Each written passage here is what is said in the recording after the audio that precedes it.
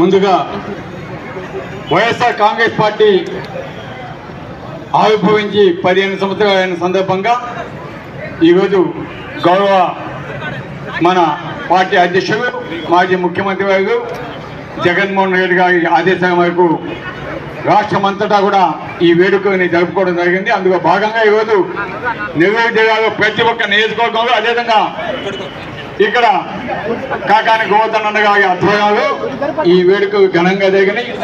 అదేవిధంగా ఈ వేడుక సందర్భంగా కూడా మనమంతా కూడా మన విద్యార్థులకి యువతకి అండగా ఉండాలని చెప్పి ఈ రోజు ఈ కార్యక్రమాన్ని జగన్మోహన్ రెడ్డి గారు విద్యార్థులు మరియు యువత కోసం పెట్టడం నిజంగా చాలా సంతోషం. దీంట్లో పాల్గొన్న మన నాయకులందరికీ, నా సహచరులకి, అదేవిధంగా కార్యకర్తలకి, విద్యార్థుల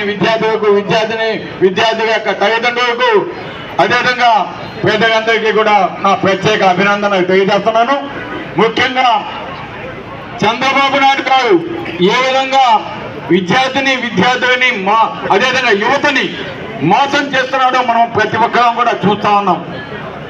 ఎందుకంటే ఆనాడు రాజశేఖర రెడ్డి గారు పేద విద్యార్థులు బాగా చదువుకోవాలి, చదువుకుని ఉన్నత స్థానాలు పోవాలి, వారి కుటుంబాలు ఆర్థికంగా బలోపేతం కావాలని ఒక మంచి ఉద్దేశంతో ఆనాడు ఫీజు రింబర్స్మెంట్ పెట్టి కొన్ని లక్షల మంది విద్యార్థులు చదువుకునే విధంగా చేసిన ఘనత వైఎస్ రాజశేఖర రెడ్డి గారితో ఈ రోజు జగన్మోహన్ రెడ్డి గారు అదే పాటలో ఆ పేద విద్యార్థులు ఎంతటి కాగితం చదివినా, ఎంతటి ఫీజు అయినా సరే నేను ఉన్నాను అని ఒక భరోసా ఇస్తూ ఏ విధంగా విద్యార్థులను చదివించాడో, అదేవిధంగా చిన్న పిల్లల కోసం స్కూల్స్ నాడు నేడు పెట్టి, అదేవిధంగా ప్రతి ఒక్కటి వారికి షూస్ కానించి చదువుకు సంబంధించిన బోర్డ్స్ కావచ్చు, స్కూల్స్ కావచ్చు, అన్ని కూడా నాడు నేడు ద్వారా ఏ విధంగా కంప్లీట్ చేశాడో, అదే కాకుండా ఇంగ్లీష్ మీడియంస్ పెట్టి ఏ విధంగా విద్యార్థులని చదివిస్తున్నాడో ఎంతగా మనం చూసాం.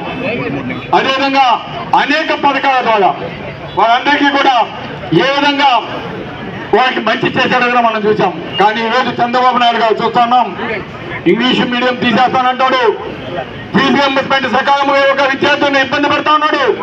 అదేవిధంగా జగన్మోహన్ రెడ్డి గారు 11 మెడికల్ కాలేజీలు ఉంటే అదనంగా 17 మెడికల్ కాలేజీలు కేటాయించి దాదాపు మన విద్యార్థులు మెడిసిన్ డాక్టర్స్ అయ్యేదానికి 2550 మెడికల్ సీట్లు అదనంగా వచ్చేటట్టు చేస్తే వాటిని కూడా మాకు వచ్చు అని చెప్పి ఈరోజు విద్యార్థులకు అన్యాయం చేసిన ముఖ్యమంత్రి కావాలంటే చంద్రబాబు నాయుడు గారిని కూడా తెలియజేస్తున్నాం.